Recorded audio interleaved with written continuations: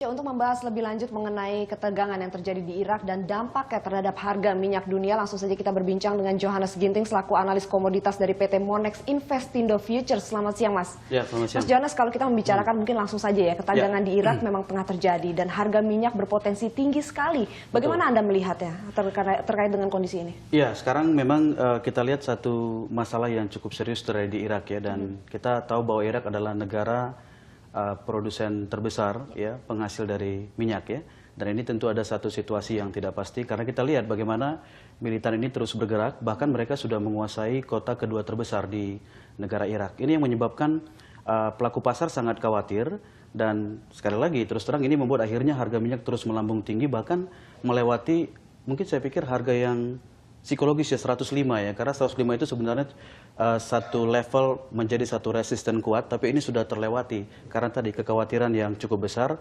dan situasinya semakin tidak pasti sekarang. Kira-kira dalam jangka pendek ini, kira untuk range harga minyak mentah dunia akan berada di level berapa? Ya, jadi kalau kita lihat dari situasi ini ya, memang akan sangat bergantung kepada kondisi di Irak itu sendiri ya, apakah akan bisa dikendalikan atau bahkan semakin buruk. Nah, karena nanti kalau misalnya para pemberontak ini terus bergerak dan akhirnya masuk ke kota besarnya, kota Baghdadnya misalnya, maka mau tidak mau harga akan lebih tinggi. Tapi untuk sementara ini saya kira belum akan berdampak cukup signifikan ke produsen minyak ya, artinya apa yang terjadi sekarang itu terjadi di utara, sedangkan untuk produsen minyak itu ada di selatan, jadi masih cukup jauh, jadi belum akan terjadi satu perubahan harga yang cukup besar. Jadi kalau bicara range, mungkin sekarang range yang saya lihat bergerak di area 107, kemudian mungkin akan bertahan di 108 sementara ini. Dengan catatan tadi ya, belum ada satu perkembangan berarti belum akan mengarah ke kota besarnya Baghdad itu. Baik, kalau kita kaitkan dengan investor, kira-kira apa masukan dari Mas Johannes sendiri terkait dengan investor dengan masalah keadaan harga minyak seperti ini? Iya, selalu harga minyak itu sangat dipengaruhi oleh konflik Timur Tengah ya. Dan kalau kita bicara mengenai konflik Timur Tengah, memang ini selalu terjadi ya. Kita lihat bagaimana Iran sendiri juga membatasi ekspornya karena mereka dapat embargo dari Amerika Serikat.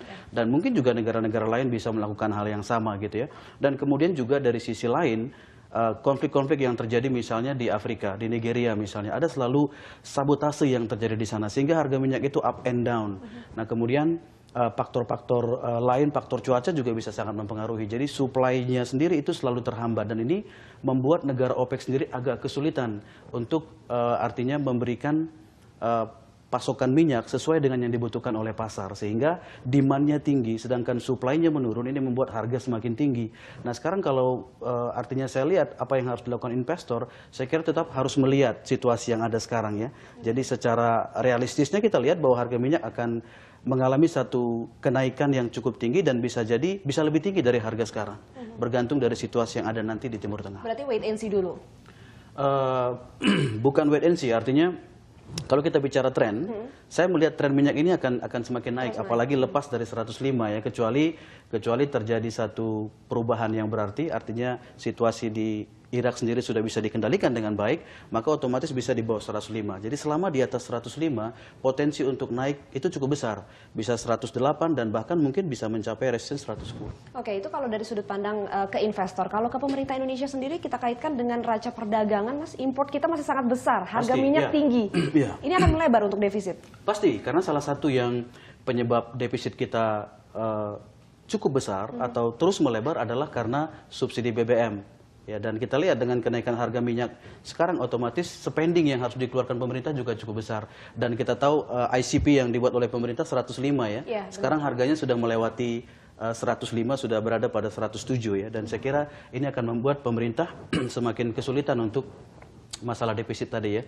Dan semakin melebar satu defisit negara, maka ini akan menciptakan satu ketidakpercayaan dari investor asing. Dan otomatis ini akan mengurangi artinya investasi mereka ke Indonesia. Dan ini juga mempengaruhi bagaimana nilai rupiah. Kalau kita lihat, salah satu penyebab dari pelemahan rupiah adalah defisit neraca perdagangan Indonesia yang terus melebar ya. Bahkan yang kemarin lebih besar daripada bulan-bulan sebelumnya. Antisipasi apa yang seharusnya dilakukan oleh pemerintah terkait juga pelemahan rupiah masih terjadi? Ya, sekarang mungkin untuk APBN-nya mungkin tidak bisa diutak-atik kan, karena itu sudah di-setting di awal begitu ya.